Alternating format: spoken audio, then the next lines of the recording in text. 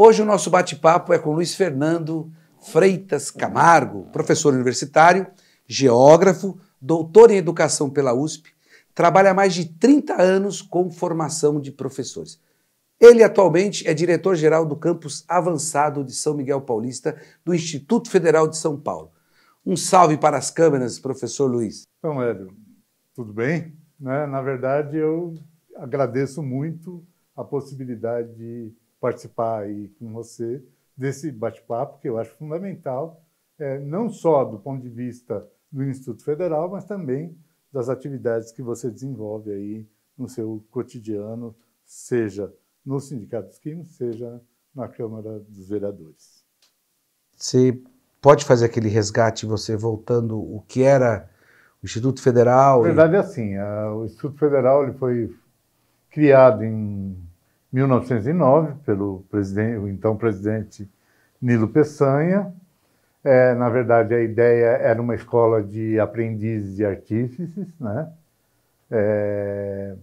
Tipo os liceus de arte de ofício que tem, seria uma coisa parecida? Não, assim? Acho que, na verdade, a escola de aprendizes e artífices tinha a ver com a construção de móveis, a produção de móveis, produção de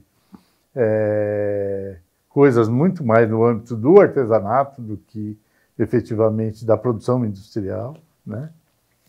Mas aí a escola avançou na perspectiva mesmo de uma formação técnica. Uhum. Nessa formação técnica acabou criando a Escola Técnica Federal. Primeiro, não tenho certeza, mas acho que a primeira foi em São Paulo mesmo. Foi no Bom Retiro, a Escola Técnica Federal, né? Uhum. E na década de 70 é que ela acabou se mudando ali para o Canindé, né? Era uma área de brejo, onde o governo federal resolveu construir ali o que hoje é a sede do Campus São Paulo e da reitoria, né? Uhum. E, na verdade, foi criando um pouco a dimensão mesmo de formação técnica, né? E isso perdurou por muito tempo. Mas a primeira foi em São Paulo, então? Eu acho que foi, cara. A primeira em São Paulo. Foi, acho que em 1910, se eu não me engano, a primeira escola. Você tinha muita indústria ali, né? Brás, Bom Retiro. Aquele percurso da linha ferroviária, né?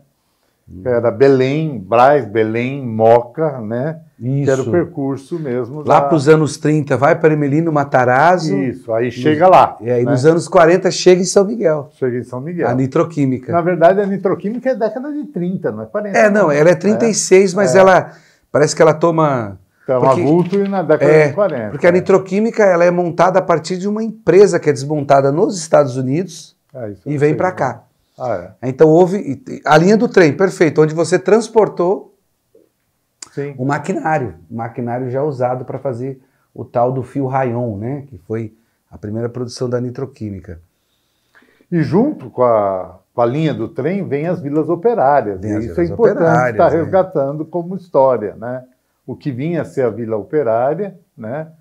Onde a vida do trabalhador era regida pelo apito da fábrica, né? Exatamente. Isso é muito legal. E ali aqui na Estação da Luz, do lado ainda, existe uma vila operária dos trabalhadores que vieram para poder fazer a Estação da Luz. Mas aí tem outras tantas, né? A Vila Maria Zélia é uma vila operária também. Tem outras tantas vilas operárias. Isso. Que é um modelo inglês, né?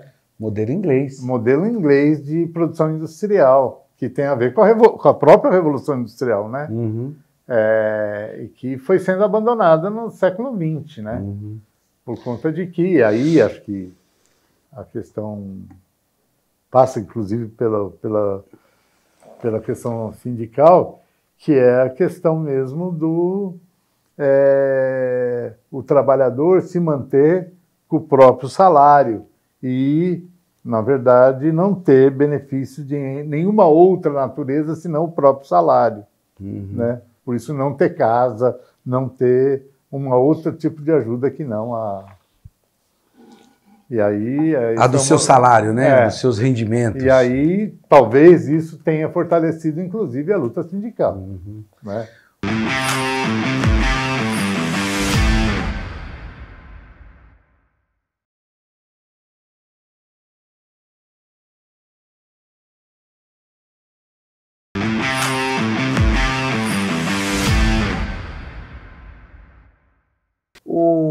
Só lembrando aqui, Luiz, você tem a instalação, então, lá onde era a antiga estação Ponte Pequena do metrô, né, hoje é Armênia, Sim.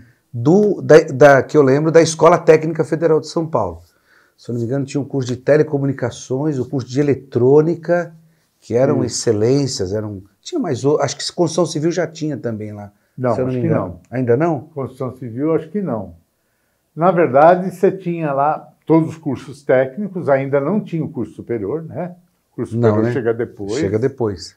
E aí, eu tenho a impressão que é na área da mecânica, da soldagem, acho que é isso que fala, é desse jeito que fala, né? Mas eu acho que o carro-chefe era a mecânica. Era mecânica, né? Era a mecânica. Mecânica e eletrônica, eu acho. Que Eletrônica depois. Eletrônica depois? Depois, mas a mecânica foi, de fato, aquela que impulsionou aí a... Ela já era Instituto Federal, já era pertencente ao governo federal? Escola Técnica Federal. Era ZET? Ou depois, ET? Escola Técnica Federal. Já era Escola Técnica Federal. Depois ela vira Cefet. Porque a gente tinha que as ETs, Escolas Técnicas Estaduais, eram escolas técnicas, era ET, Escola Técnica Industrial, não era isso? Sim. Inclusive, inspirada aí no próprio Senac, né? No Senai. Senai, né? Agora, a Escola Técnica Federal não foi inspirada no... Qual foi a inspiração da Escola Técnica Federal? Eu acho que é o momento anterior da Escola de Aprendizes e Artífices, que caminhou na direção de uma escola técnica. Mas não teve a influência do Senai, não. Né? Pelo menos é isso que eu tenho como referência, vamos dizer assim. Né? Só para a gente, antes de começar, assim, essa coisa da Escola Técnica Federal é inspirada nos artesãos, artífices? Escola de Artífices e Artesãos. O que é artífices? Artesão, sim, mas artífice é o quê? Na verdade, o artífice, eu acho que é uma mistura disso aí. Uma mistura dessa... E era artífice do quê? Que tipo de... Porque São Paulo, nessa época, tinha chapelaria, fábrica de fazer... muito dos produtos daquela época e daquilo que, sei lá, se buscava como... Porque na construção civil tem... Todas as construções desse período são construções manuais de grandes artesãos. Era também os moldes. Os moldes. Os moldes eram uma referência importante dessa escola de aprendizes e artífices. A gente chega na década de 70, você começa a ter já Na verdade, eu não tenho muita clareza do processo, mas teve uma primeira mudança na década de 40, né? Depois na década de 70. 40 é o início da grande industrialização já no Brasil, né? Acho que já como efeito da era varguista mesmo. Principalmente de São Paulo, né? Que tinha... tem uma discussão no movimento operário que é o seguinte, que a greve de 1917, 19, uma grande greve, só quando você analisa os dados, aqui em São Paulo, você tinha a região do Brás, você tinha a região do Pari, você tinha algumas regiões de industrializadas, que eram um pouco, e tinha fábrica de chapelaria, de fábrica de banha, ainda era muito... Não era a indústria que a gente vê hoje, né? Não era aquela indústria... Não, até porque a industrialização do Brasil ela foi tardia, do ponto de vista da própria Revolução Industrial, né? Capitalismo tardio, né? O Brasil ainda tinha uma produção mais do ponto de vista artesanal do que do ponto de vista industrial. Fato, né? O modo de produção capitalista já desenvolvido na Brasil Europa, bem atrasado, né?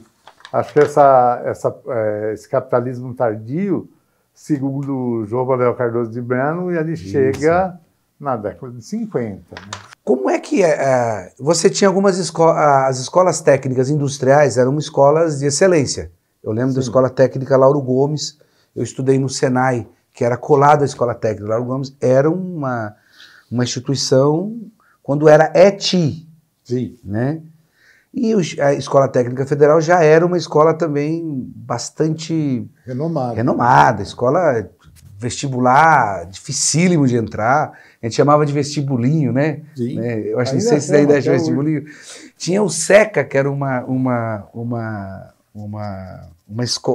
cursinho preparatório na São Bento eu fiz no SECA. Meu filho também. Você também fez? Só que eu não passei. Tinha o SECA e tinha outro. Tinha um na Rua São Caetano. Na Rua São Caetano. Isso. Só que o mais concorrido era à noite lá, né? A concorrência era muito grande à noite. Durante o dia já era mais tranquilo, mas à noite era uma concorrência absurda, assim, muito forte. O que se deve a essa potência do Instituto da Escola Técnica Federal na época? Como é que ela consegue ser vanguarda? Como é que ela consegue despontar nessa questão técnica? Porque os alunos que estudaram na Escola Técnica Federal, eles tinham duas instituições muito fortes que eles iam, as principais, que ia para a Poli USP, ia para engenharia na USP, ou ia para a FATEC, que era uma escola também que... Mauá também. Mauá, né? Ah, sim, a Mauá já... Também. Mas eu acho que é assim, eu vou falar um pouco da minha impressão, eu não sei se isso, de fato, se confirma efetivamente. Acho que é assim, a formação dos professores é o que dava um certo prestígio, vamos dizer assim, à formação técnica nas escolas técnicas federais, né? Na verdade, sempre, né, o que se considerou era a importância do prestígio, da formação do docente, né, na consolidação aí do corpo docente, essa coisa toda. Uhum. Então, no fundo, eu acabo achando que era mesmo um elemento fundamental, era o tipo de profissional que atuava dentro das escolas técnicas federais. O Senai é preocupado com o mercado de trabalho, assim, eu falo direto, né? Então, quando eu me formei quando eu fui para o Senai, aprendiz de eletricismo e manutenção, eu já fui empregado por uma empresa. Sim. Então, já era uma coisa que a empresa falava assim, eu preciso de eletricista daqui 2, 3 anos, então vou formar no Senai e vou colocar aqui.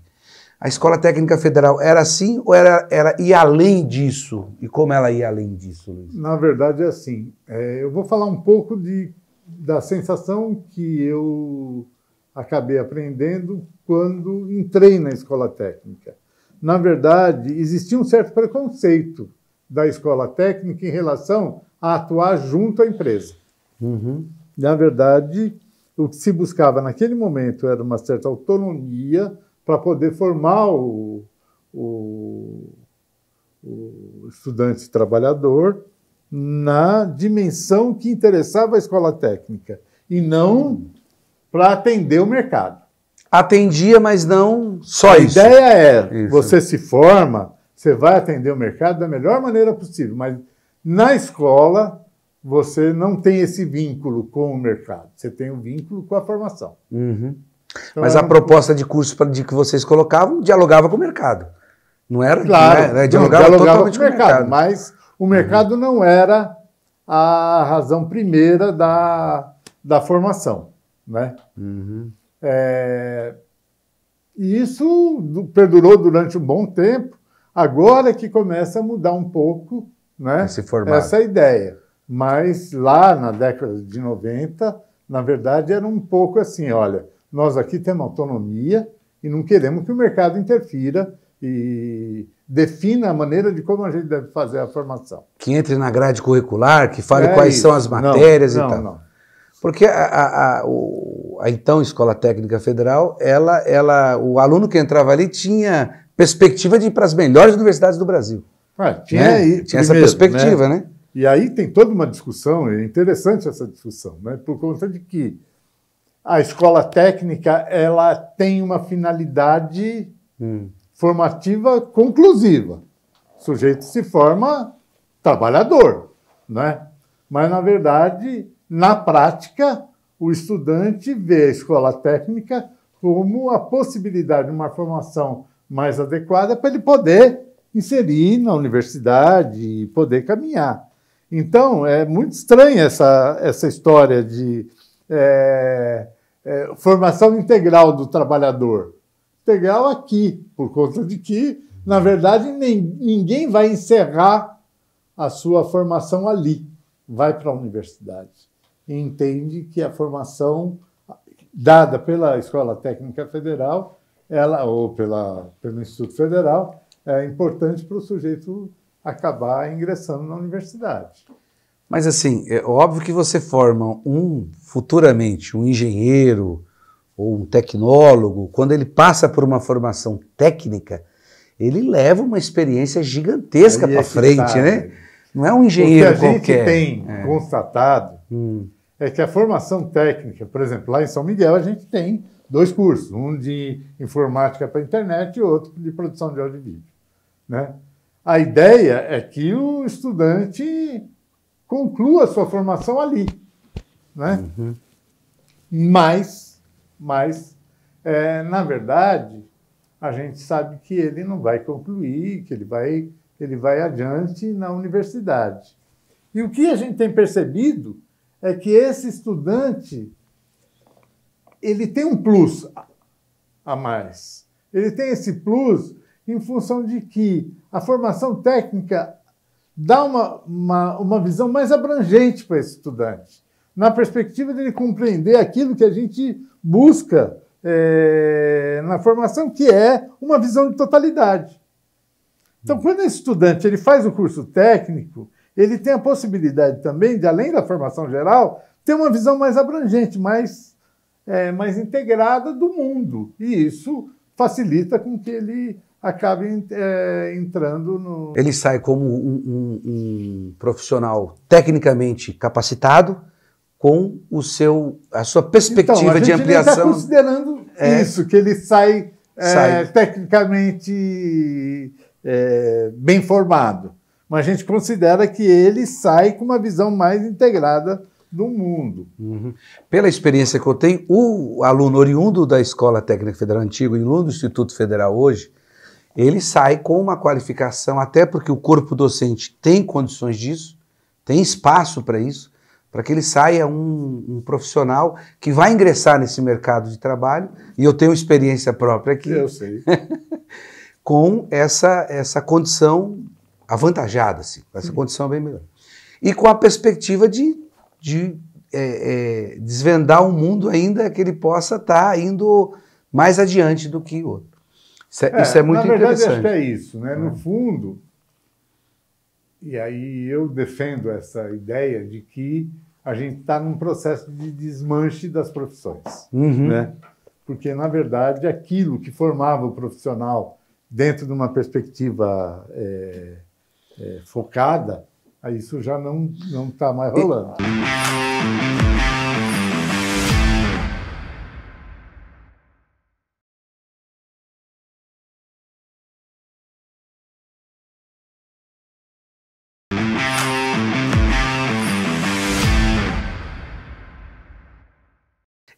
Mas vamos encerrar esse capítulo aqui. Você tem, no governo Fernando Henrique, você muda, o Instituto Federal muda de nome, isso. Vai para ser Cefet já. Cefet, isso. Já tem o curso superior já?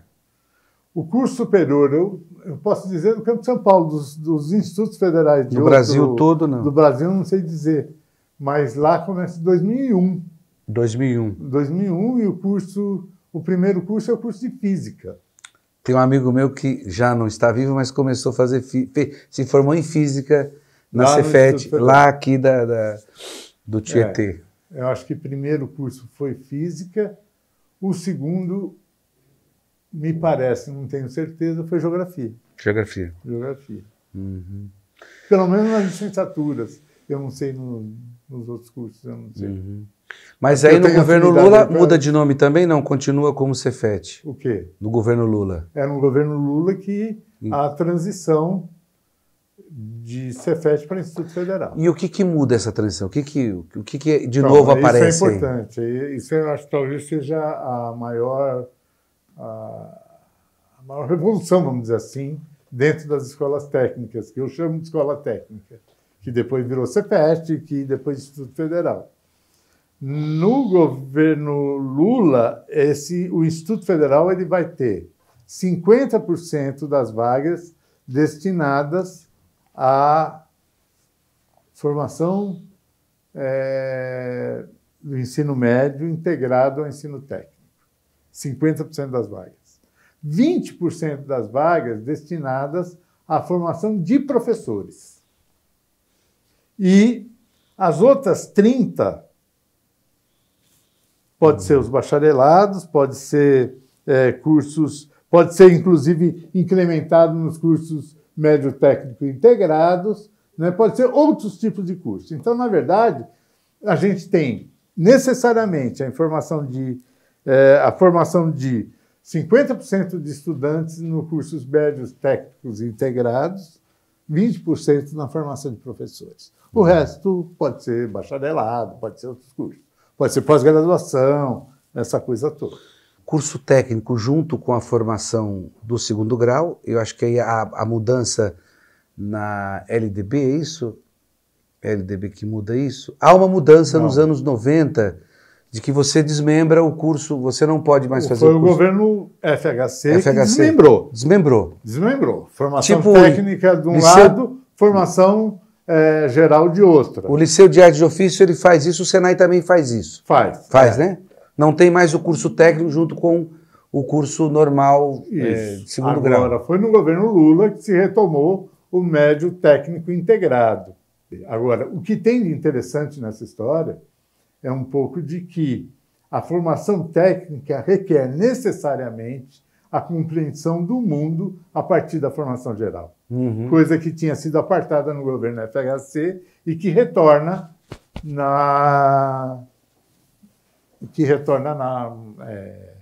no governo Lula, né? Com essa ideia de que necessariamente você tem que ter uma formação integral. A formação do trabalhador tem que ser uma formação integral. E essa formação integral envolve necessariamente formação geral associada à formação técnica, o que consolida a formação do cidadão, né? E do cidadão para o mundo do trabalho, né? E isso é fundamental para você ter uma visão mais articulada aí do que vem a ser o ensino médio técnico integrado. Então, na verdade, no Instituto Federal, a gente tem o ensino médio técnico integrado, mas a gente também tem o que se chama curso concomitante ou subsequente. Né? O que é o concomitante? É você fazer o ensino médio numa outra rede e fazer a formação técnica dentro do Instituto Federal. Esse é o concomitante. O que é o subsequente? É a mesma coisa, só que o sujeito já é formado no ensino médio e ele vai fazer o curso de formação profissional dentro do Instituto Federal. Isso existe, isso existe ainda, não, tem, né? Mas não é a meta fundamental do Instituto Federal. A meta fundamental do Instituto Federal é o médio técnico integrado. Agora você é diretor do Instituto Federal de São Miguel Paulista. Isso. Instalado a partir de 2017, 16 para 16, né? Não, foi 16. Como centro de referência. Centro de referência. Como campo. Tá. Lá ele é um campo, é uma extensão. Na verdade, e não é. E não eu vou contar uma história aqui que se passou há 2 semanas atrás e que faz a gente pensar um pouco em que situação a gente está vivendo. Né? A gente fez uma reunião de pais para falar da greve. A gente está em greve, né? Em função aí da tentativa de recomposição salarial, né? A luta dos trabalhadores. É isso. E a gente está em greve, então a gente chamou os pais para fazer uma conversa para dizer os motivos da greve, por que a gente estaria entrando em greve. E teve um pai que foi emblemático na fala dele. Ele falou, eu não estou entendendo o que vocês estão fazendo aqui, por conta de que meu filho está num campus do Instituto Federal, mas um campus avançado. Isso significa um campus muito diferente dos outros, que tem muito mais probabilidade que os outros, por isso ele é avançado. Né? E aí isso acendeu uma luz aí na perspectiva de que a gente tem que mudar essa nomenclatura. Que diabo de nomenclatura é essa de campus avançado, aonde o campus avançado ele é muito inferior ao campus pleno, ao campus normal do Instituto Federal, né? Então, na verdade, a gente tem vivido essa ideia aí de uma situação precária numa região que necessariamente requer aí vaga para o ensino médio técnico integrado, né? Nós somos o segundo campus mais procurado de todo o estado, né? E assim mesmo a gente não consegue prosperar. A ponto de a gente, e aí você é um companheiro bastante solícito, né? Do ponto de vista de atender às nossas reivindicações, e a gente já foi até para Brasília tentar reverter essa situação. Mas é isso. O campus São Miguel é um campus que não consegue atender às demandas da comunidade. Qual que é a procura? Me dá um formato desse campo. Quantos alunos tem? Qual é a procura? Tem, nesse momento, 23 professores, né, e 13 administrativos pedagógicos. A gente tem 2 cursos médios técnicos integrados e tinha um de ProEja. O problema do ProEja, e a gente identificou isso com uma certa, uma certa... ProEja é o EJA profissionalizante, né? Na verdade, o sujeito que procura EJA, ele já tem uma certa idade e ele está querendo mesmo concluir o ensino médio que ele abandonou em função da vida mesmo, né? Das condições concretas da vida. E aí, o que a gente percebeu é que, no final, a gente tinha 3 estudantes só. 3 estudantes para formar. E a gente tem uma deficiência muito grande de professores, né? E o médio era um curso médio, dentro de uma perspectiva de EJA, profissionalizante.